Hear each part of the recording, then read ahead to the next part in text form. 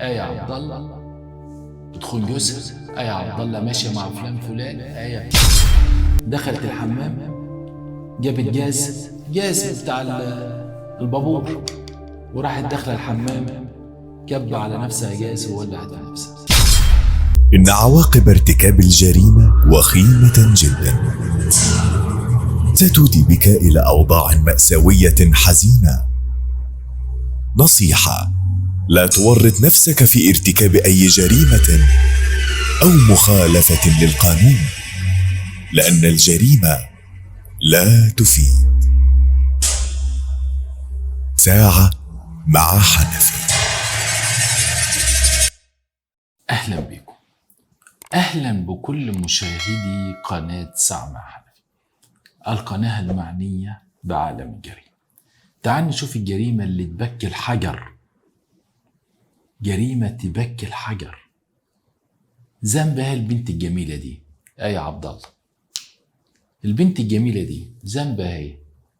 إنها عايشة في قرية، وفي القرية ما وراناش غير مسك السير. أحيانا ناس فاضية قاعدين في الغيط تحت الشجرة، أو قاعدين في العشة، أو قاعدين على المصطبة، أو متجمعين قدام بيت حد، وهاتك يا مسك سير. مش الكل، لكن للأسف ده واقع في الريف.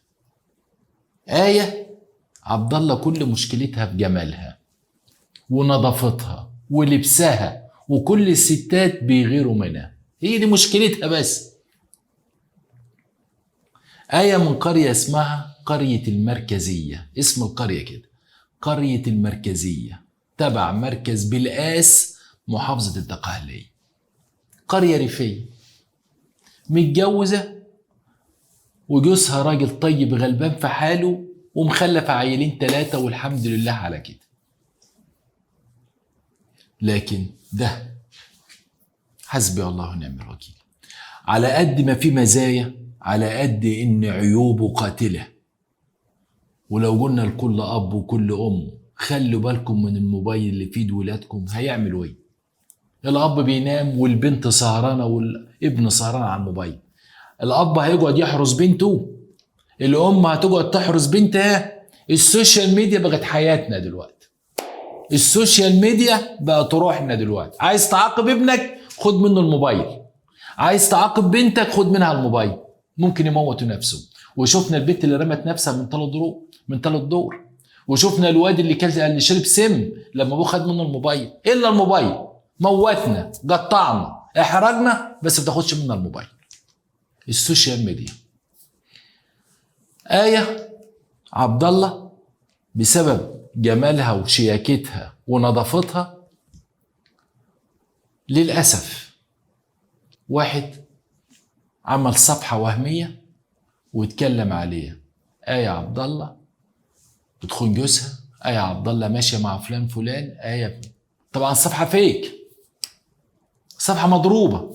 واحد غيران من جوزها، واحدة غيرانة منها، الغيرة، أو واحد متخانق مع جوزها فعايز يوجعه ويخلي الناس تمسك في سيرته.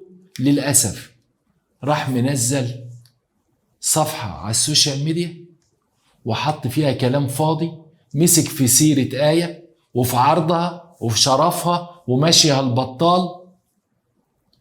للأسف أي زوج لما الكلام بيتنطور، وخاصة في القرية، مصيبة. مش في قرية المركزية بس، ده في أي قرية. لما حد بيجيب في سيرة حد تلقى، يعني لو قلت واحد ضرب مراته بقلم، ضربها بالقلم، عقبال ما توصل بيتك بالشلوتة ونغسها بالسكينة كان هيجيب أجالها، وشدها من شعرها سحلها في الشارع وخلعها الحجاب. هي العملية كلها ضربة قلم. عقبال ما تروح لبيت أهلها يكون البلد كلها لفت، وكل واحد اللي زود قلم واللي زود شلوت واللي خبط سنجة واللي شدها من شعرها، كله الناس فاضية، ما وراهمش غير مسك السير ويحط كلام على بعضه ويرتبوا الكلام على بعضه. مجرد ما واحد عمل صفحة ابتدوا الناس بقى على السوشيال ميديا، صفحات حقيقية بقى. خدت بالك من الصفحة اللي بتتكلم عن البت آية؟ واحد يقول له ايوه يا عم، ده البلد كلها ما لهمش سيرة غير آية.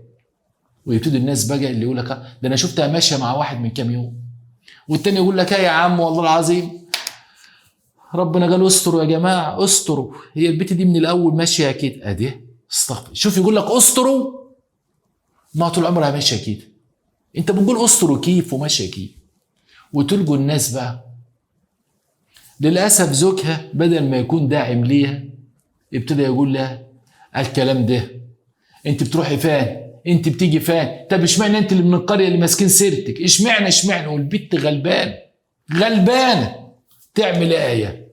راحت عملت محضر في مباحث الانترنت، يا فندم الصفحه اهي اللي كانت بتخوض في عرض وشرفي، وادي الناس اهي اللي ابتدوا يتكلموا عني في صفحاتهم، والكلام اللي بين الشباب مع بعضيه والبنات مع بعضيها، وراحت عامله محضر. طبعا دي صح، اللي نزل الاخبار دي حسبي الله ونعم الوكيل، يترد له، بس مش عايز اقول يترد له ببنته ملهاش ذنب، يترد له في مراته ملهاش ذنب، يترد له في امه. ما اقدرش اقول الكلام ده لان لا تزر وزرة وزر اخرى. ما اقدرش اقول يا رب يترد له في عرضه وشرفه لانه مراته وبنته واخته وامه مالهمش ذنب، لكن اقدر اقول ربنا يقعده له في صحته.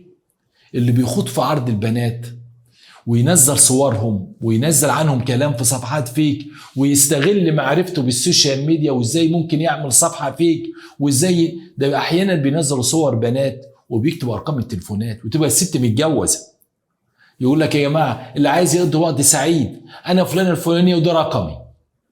تلقى البت تبقى قاعده مع جوزها والتليفونات ترن وتلقى صورها وطبعا الزوج. آية فوجئت ان قرية المركزية مركز بولجاس حديثهم كلهم عن آية وعرضها وشرفها. تعمل ايه آية بقى؟ حسبي الله ونعم الوكيل. نزلت البوست ده اهو حتى على التليفون اهو، صورة التليفون اهو. ظلموني الناس وانا مش مسامحاهم، افتروا عليا واتكلموا في شرفي وعرضي ومش مسامحاهم. آية عبد الله، اسمها من فوق، آية عبد الله، ده التليفون، آية عبد الله.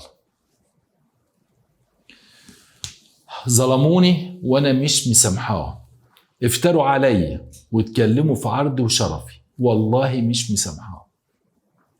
نزلت البوست ده بعد ما عملت محضر. للاسف جوزها ما كانش داعم ليها.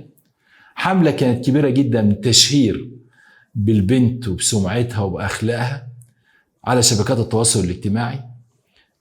اي بنت في الريف سمعتها وشرفها تاج راسها. اي بنت في الريف سمعتها وشرفها تاج راسها.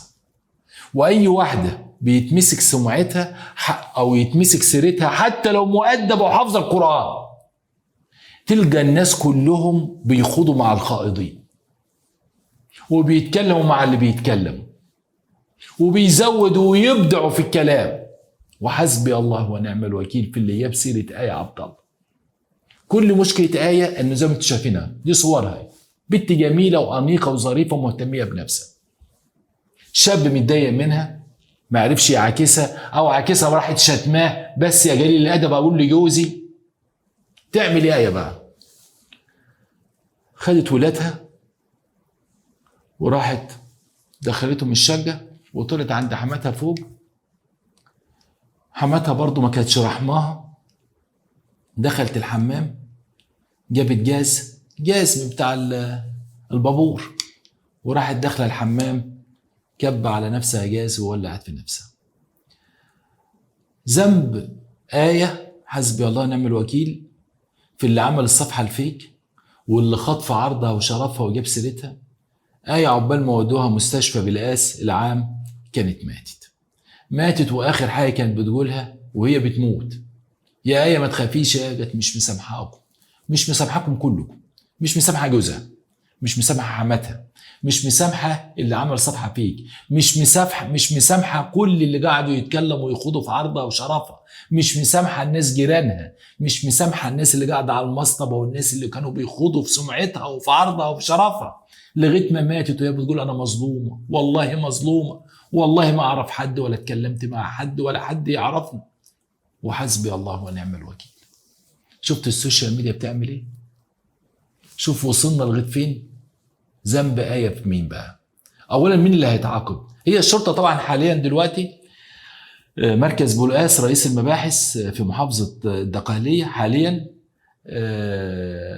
كل الصفحات اللي اتكلمت عن آية عبد الله بما فيها الصفحه الفيك تحت التدقيق الامني. ان شاء الله باذن الله انتظروا ساعات هيتم القبض، غالبا هيبقوا شباب غالبا، وهنسمع اعترافات من اغرب ما يمكن، كلها هتصب فين؟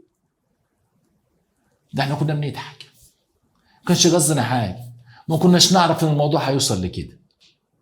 يا راجل تتكلموا في عرض واحده وشرفها وسمعتها وهي بنت ريف، لكن هنقول ايه؟ لله الامر من قبل ومن بعد. اشكرك.